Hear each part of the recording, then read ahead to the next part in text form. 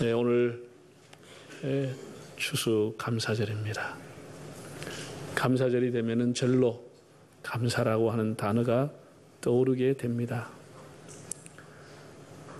그저 평범한 가르침이었던 고 한경직 목사님의 국가가 있다는 것에 감사하십시오 라고 하는 교훈이 생각이 납니다. 저희가 한참 목사 안수를 받고 정의감이 불타 있을 때에 왜 전두환 군사 정권을 위해서 기도해 줍니까? 왜 청와대에 들어갑니까? 그 정권을 인정해 주는 것 아닙니까? 해명을 해 주십시오 라고 했을 때에 그분이 또렷한 목소리로 이렇게 말씀을 했습니다. 여러분, 나는 일제시대에 태어난 사람입니다. 내가 다니는 학교는 신사참배를 거부했다는 이유로 폐교가 됐습니다. 공부를 더 하고 싶어도 할 수가 없어서 선교사들의 도움으로 미국에 가서 공부를 하려고 하는데 여건은 일본 정부가 주었기 때문에 창시 개명을 해서 오라. 그래서 참 치욕적이지만은 조상이 주고 부모가 준 이름도 바꾸고 비굴하지만 그렇게 해서 나는 비자를 받고 미국에 가서 공부를 했습니다. 해방 후에 공산당 정권이 교회를 핍박해서 신의주에서 목회하던 나는 교인들과 함께 신앙의 자유를 찾아서 피난을 왔습니다. 나는 나라가 없는 서름을 겪은 사람입니다. 이제는 나라를 되찾았나 싶었지만 또 공산당에 쫓겨왔습니다. 비록 완전한 민주주의 절차는 아니지만 국가가 있고 지도자가 있다고 하는 것, 분단의 위험 속에서 나라가 있다고 하는 것이 감사한 것이고 그 나라를 잘 이끌어달라고 기도했습니다. 더 이상 아무 질문도 아무 항의도 하지를 못하고 돌아왔습니다. 국가가 있다고 하는 것에 감사하라고 하는 교훈이 요즘 매우 무겁게 들립니다. 교회가 있다고 하는 사실 앞에 여러분이 감사하기를 바랍니다. 우리가 마음껏 하나님을 섬기고 내 눈물과 내 정성이 담겨져 있는 교회가 있다고 하는 것이 얼마나 감사합니까? 고 김수환 추기경이 돌아가시기 전에 TV에 나와서 이렇게 말했습니다. 사랑하며 사시오. 고마워하며 사시오. 그 말씀은 특별한 교훈이 아닙니다. 늘 듣는 겉면이고 늘 하는 겉면이지만은 오늘의 시대에 다시 그 말씀이 되새겨집니다. 여러분 늘 감사하며 살기를 바랍니다. 너무 우리 주변이 고마워할 수 없는 일들이 많아서 이 결실의 가을, 이 풍요로운 계절이라기보다는 떨어지는 낙엽을 보면서 외롭고 쓸쓸하다는 생각이 더 듭니다. 더욱 금년은 가을은 더 쓸쓸하다 못해 씁쓸한 가을이 되었습니다. 지금 우리 대한민국은 울고 있습니다. 1980년대부터 동구권이 해체되고 공산당의 종주기인 소련마저 사회주의를 포기하고 중국도 자본주의로 돌아서면서 온 세계가 자본주의의 논리에 매몰이 되어 버렸습니다. 급격하게 온 세계는 자본주의가 잠식을 하고 자본주의가 최고인 양 여겨지게 되었습니다. 자본주의 논리란 한마디로 말하면 경쟁의 논리입니다. 좀 더 리얼하게 표현하면은 모든 사람을 소비자로 내몰면서 욕망의 바람을 잔뜩 불어넣어서 에드벌룬처럼 띄워주는 것이 자본주의입니다. 잘 올라가다가도 언제 터질지 모르는, 잘 나가다가 언제 잘릴지 모르는, 워낙 경쟁이 심해서 잘 나가다가 언제 문 닫을지 모를 조그마한 뾰족한 것이 뭐 나오기만 하면 터져버리는 불확실한 미래가 자본주의입니다. 소비에 내몰리면서 자신의 인격은 사라지고 존재가 점점 이뤄져가는 것이 자본주의입니다. 타자의 고통, 이웃의 아픔, 동참하고 싶지만 외면할 수밖에 없는 현실, 경쟁이라고 하는 것. 좀 쉬고 멈추고 싶지만 쉬는 순간 추월당하거나 밀리기 때문에 쉴 수도 없는 혹사당하는 경쟁의 자리. 배운 것을 제대로 써먹지 못하고 인정받지 못하는 사람이 사회 곳곳에서 공격성, 폭력적으로 인성으로 바뀌어가는 세상. 굉장한 지식이 공유되면서 이제는 전공이 다 사라지고 경제를 전공한 사람 외에도 경제를 많이 하는 사람들, 정치를 전공하지 않아도 정치를 많이 하는 사람들, 목회를 전공하지 않아도 목회를 아는 사람들 때문에 사회는 피곤하게 됐습니다. 우리가 더 나은 세상이 아니고 굉장히 피곤한 세상이 자본주의가 준 결과물입니다. 예리한 칼날에 몸이 베이듯이 우리의 몸과 인격과 신앙과 인생과 가정도 살아가면서 여러 가지로 예리한 칼에 베여서 사람들은 다 상처투성이로 살아가고 있습니다. 종교마저 이 자본주의의 논리에, 경쟁의 논리에 함몰되면서 복음의 본질과 정체성이 모호하게 되었습니다. 자본주의의 나라라고 하는 것, 우리 예수 믿는 사람은 예수 믿는 사람의 정체성, 기독교의 가장 본질은 하나님의 나라를 추구하는 것입니다. 그러나 우리는 하나님의 나라를 추구하기보다는 이 자본주의에 매몰이돼서 이 땅에서의 삶, 자본에 대한 관심을 더 많이 갖게 되어버렸습니다. 자본주의의 정체성을 점점 교회가 성도들이 잃어가고 있습니다. 하나님의 나라는 성경의 주제요 핵심입니다. 신학은 성서신학, 역사신학, 조직신학, 실천신학, 지금 와서는 영성신학 등등 여러 가지 갈래로 나눌 수 있지만 그 모든 신학은 하나님의 나라라는 우산 아래에 모여 있습니다.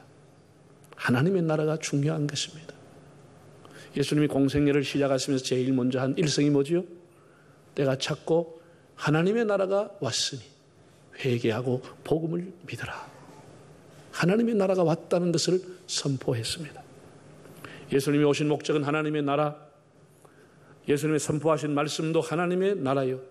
예수님의 마지막 부탁 역시 사도행전 1장에 나와 있습니다. 고난받고 부활하신 이후에 40일 동안 세상에 계시면서 하나님 나라의 일을 말씀하시니라. 성천하시기 전에 40일 동안 부활하신 이후에 예수님이 하신 일은 하나님의 나라를 선포했다라고 하는 사실입니다. 교회는 하나님의 나라를 선포하기 위해 세워졌고 하나님의 나라의 확장을 위해 우리들을 사방에서 불러주신 것입니다. 교회가 아무리 성장하고 대단한 일을 많이 해도 하나님의 나라를 잃어버리면 교회는 교회로서의 본질을 잃어버리는 것입니다. 우리가 예수를 믿어 제자가 된다고 하는 것은 바로 하나님의 나라에 대한 응답을 하기 위함입니다. 우리가 주님의 제자라면 하나님의 나라에 대한 응답이 있어야 하는 것입니다. 예수님이 가장 소중하게 여겼던 것은 하나님의 나라입니다. 그것을 우리에게 심어주기 위해서 그분은 십자가에서 돌아갔습니다. 하나님의 나라를 주기 위해서. 여러분, 하나님의 나라, 예수님이 가장 소중하게 여기고 이 나라를 선포하기 위해서 오셨고 이 나라를 전파하기 위해서 사람에게 조롱을 당했고 이 하나님의 나라를 심어주기 위해 십자가에서 몸이 찢겨져 그 부활하시고도 그냥 떠나지 못하고 하나님의 나라를 40일 동안 더 가르쳐주면서 우리에게 하늘나라의 소망을 주기 위해서 하셨는데 정작 이 하나님 나라를 받은 우리들은 소중하게 생각하지 않고 자본주의에 매몰이 돼서 이 땅의 나라에 매몰이 돼서 우리가 가지고 있는 통장의 마음을 가지고 하나님의 나라를 잃어버리고 살아가고 그렇게 주님이 소중하게 생각했던 하나님 나라를 우리 마음에서 점점 떠나보내고 살아가고 있는 거죠. 그저 남의 장례식장 갔을 때 들어보는 천국, 남의 장례식장에 가서 한번 불러보는 하나님의 나라,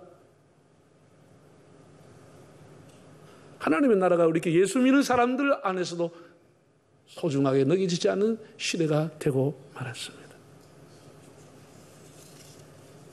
얼마나 주님께서 섭섭해 하시겠습니까? 예수님의 사역과 교훈은 거의가 다 하나님의 나라와 연관되어 있습니다. 주님이 귀신을 쫓아낼 때도, 주님이 기적을 행할 때도 기적 그 자체가 의미가 있는 것이 아니고 그를 통해서 하나님의 나라를 보여주기 위한 것이었습니다.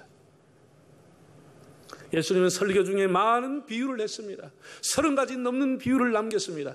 오늘날 말하면 설교할 때 수많은 예화를 통해서 하나님의 나라를 가르쳐 주려고 했습니다. 그 많은 비유가 다 하나님의 나라와 연관된 것이었습니다. 제가 신학교회를 다닐 때 한 학기 정도 하나님의 나라에 대해서 공부를 했습니다. 신론,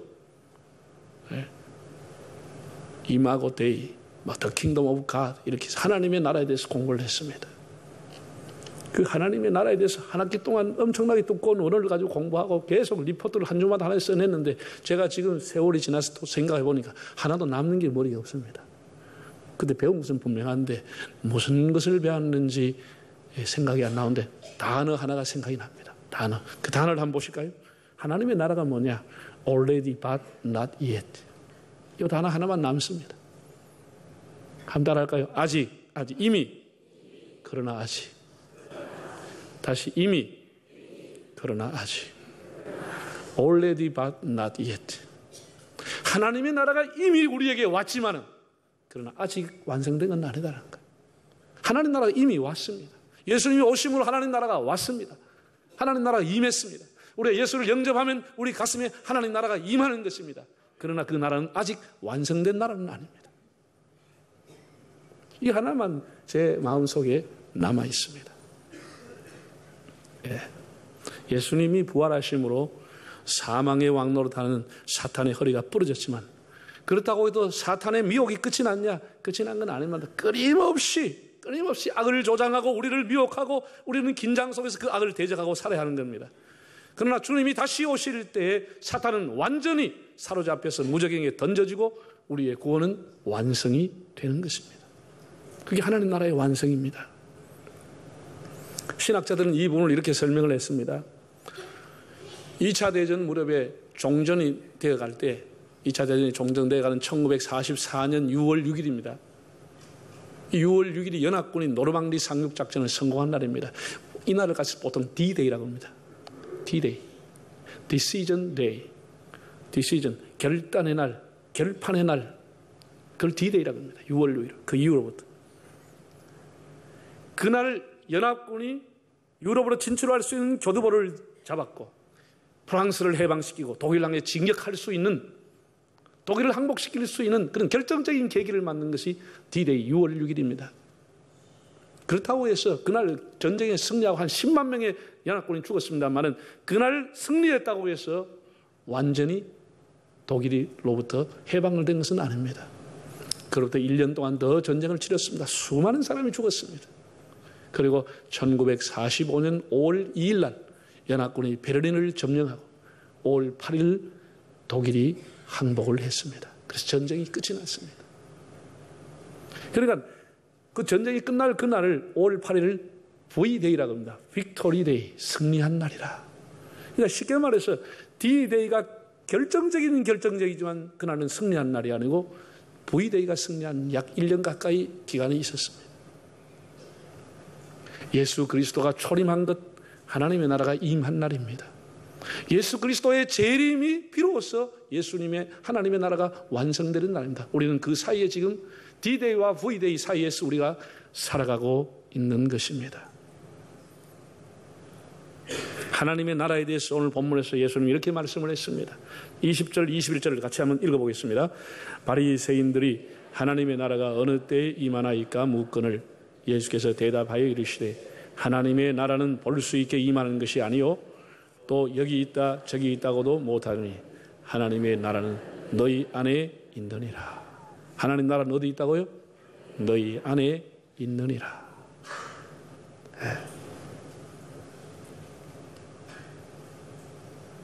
하나님 나라가 우리 안에 있다고 예수님 말씀했습니다. 세 가지 의미를 갖고 있습니다. 첫째는 하나님 나라는 볼 수 있게 임하는 것이 아니라고 했습니다. 다시 말해서 하나님 나라는 우리 육안으로 볼 수 있는 게 아닙니다. 이 말의 의미는 하나님의 나라는 영적인 나라요 믿음의 나라라고 하는 것입니다.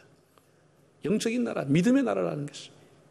두 번째, 여기 있다 저기 있다고 할 수 없다고 하는 말의 의미가 뭐죠? 하나님의 나라는 어떤 공간적인 개념, 지리적인 개념을 이해하지 말아라는 거예요. 어떤 물리적인 개념, 어디에 하나님 나라가 있다 그렇게 생각하지 말아라는 거예요. 그리고 세 번째, 예수님 하신 말씀은 바로 너희 안에 있다라고 하는 이 말은 통치적인 개념으로 우리의 마음을 누가 다스리느냐에 따라서 하나님 나라가 임하는 것입니다. 우리 마음을 예수님이 계시면, 예수님이 우리 마음을 다스리시면 우리가 하나님 나라가 임하는 것이고, 성령이 우리 마음을 지배하시면 우리가 하나님 나라가 임하는 것입니다.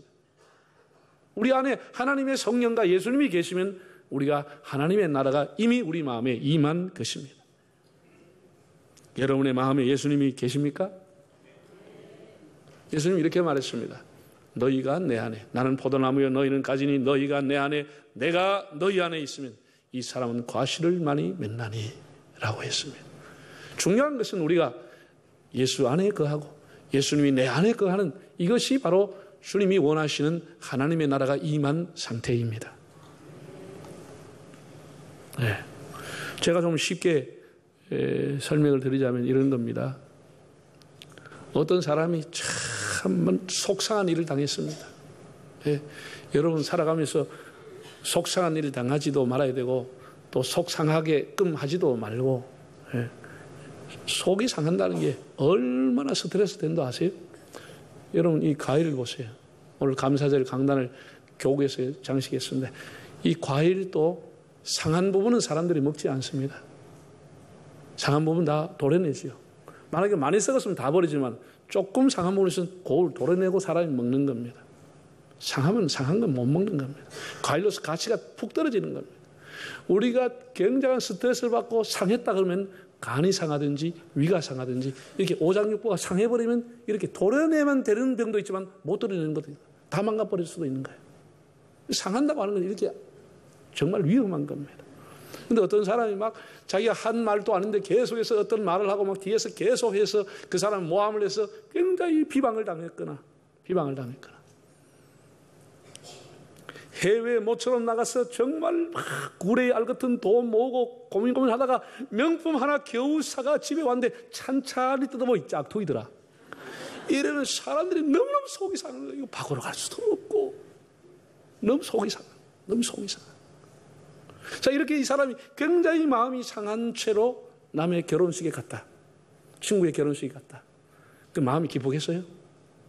마음은 얼굴은 웃고 있지만 속으로는 그 마음이 굉장히 상해져 있는 거예요. 이 사람은 어디를 가나 회사에 가서 회식을 하는 자리에 가도 마음이 상해 있는 거예요. 한편은 어두운 거예요. 속았다는 생각에 마음이 지금 상해 있는 거예요. 그 사람 어디를 가도 마음이 상해 있는 거예요. 반면에 어떤 사람은 너무너무 즐거운 일을 만났습니다. 세상에 회사가 어려워가지고 연말 성과금으로 한 500만 원씩 1000만 원씩 그냥 월급을 안 주고 회사에 주식을 줬네. 그 휴지처럼 왜 이런 걸 주냐, 현금을 줘야 되지 않나. 그때는 굉장히 불만스러워서 그냥 버리려다가 장롱석에 놔뒀는데 어느 날 주식이 올라가 10배가 돼버렸다. 너무 기쁜 거예요. 그때 그 회사 받은 걸 잘 받았네. 기쁘죠. 네. 금년에 진급 뭐 하면 직장에서 밀려나야 되는데, 예, 정말 조마조마한데 연말에 인사를 담당하는 책임자가 찾아왔어요. 귀한 말로 아무한테 얘기하지 마.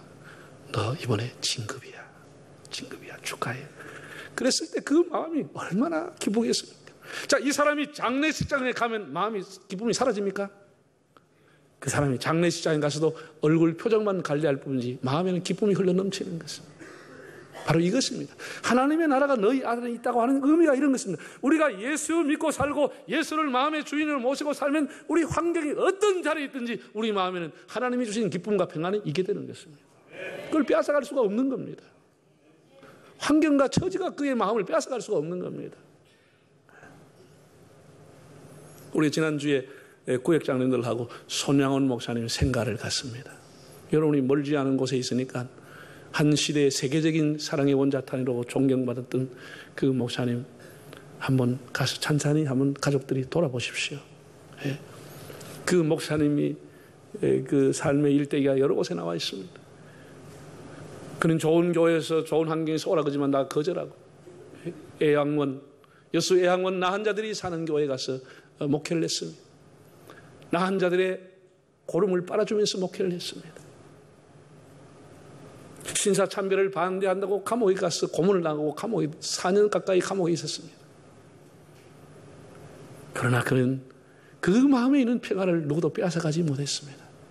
그가 가족들에게 보낸 편지를 보면은 내가 비록 감옥에 있지만 내 마음은 주님과 함께 있어. 나를 위해 걱정하지 말라고. 나는 주님과 동행하고 있다고. 내가 세상 사람 보기에 그런 비참한 곳에 가서 목회하지만 나를 위해서 걱정하지 말라고. 나는 주님과 함께 있다고.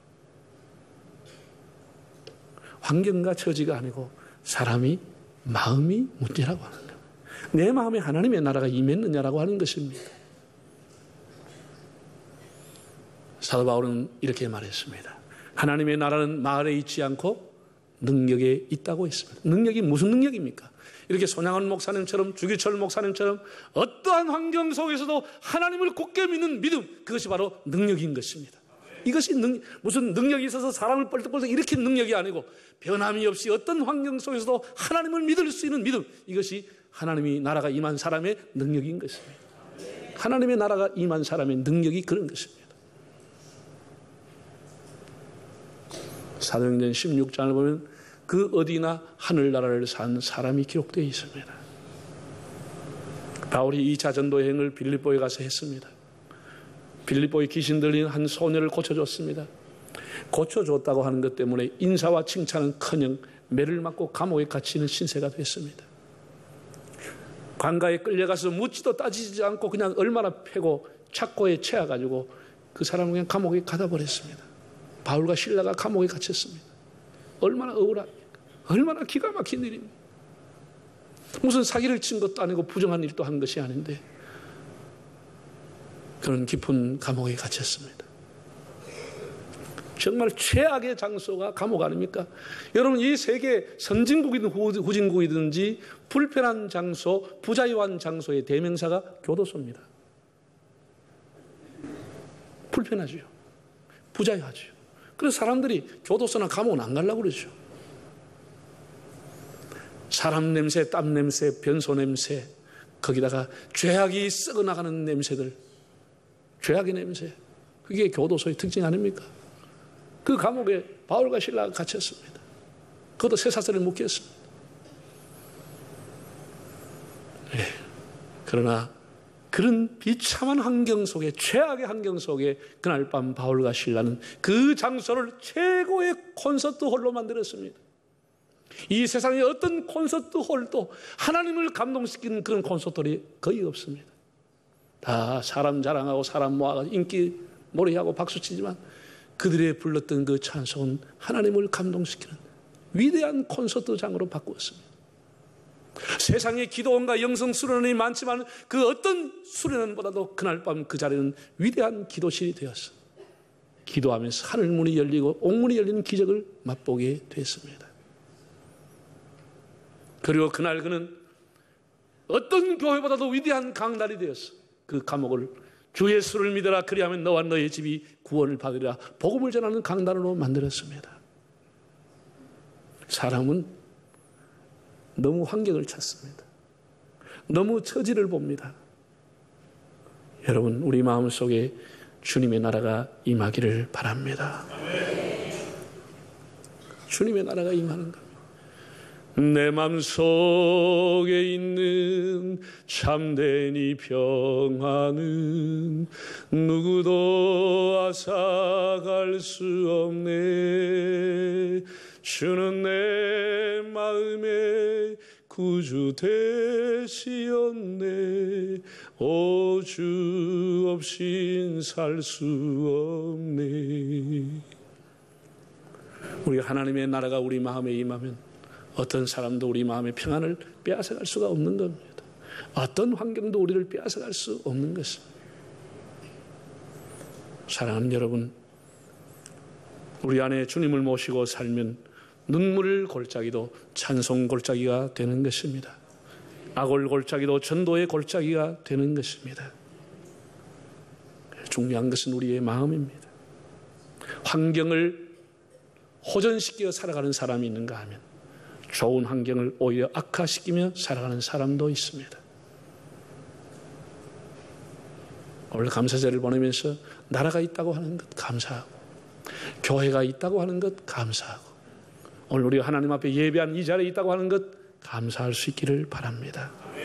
자본주의, 이기주의에 매몰된 사회에서 우리가 서로 고마워하며 살아가고 국가를 위해 더욱 기도하기를 바랍니다. 속히 여야가 머리를 맞대고 국정을 살릴 수 있도록 국가를 위해 더 많이 기도해야 되겠습니다. 하나님의 나라, 성경의 주제요 서론과 본론과 결론입니다. 이미, 그러나 아직 이미 하나님의 나라가 우리 안에 임했습니다. 그러나 그 나라는 아직 완성되진 않았습니다.